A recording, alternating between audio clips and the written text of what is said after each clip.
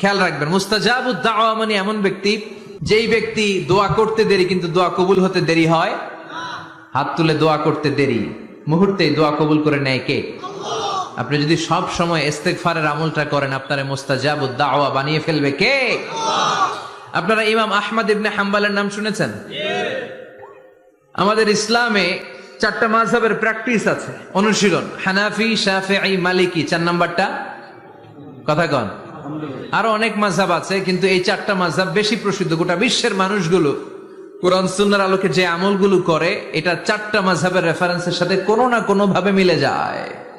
এটার প্রথমটা হচ্ছে হানাফি, দ্বিতীয়টা শাফিঈ, তৃতীয়টা 4 নাম্বারটা সবাই বলেন কি নাম? হাম্বলি। ইমাম আহমদ ইবনে হাম্বল এই মাযহাবের ধারক, বাহক, প্রতিষ্ঠাতা। তিনি ছিলেন জগৎ বিখ্যাত মুহাদ্দিস, জগৎ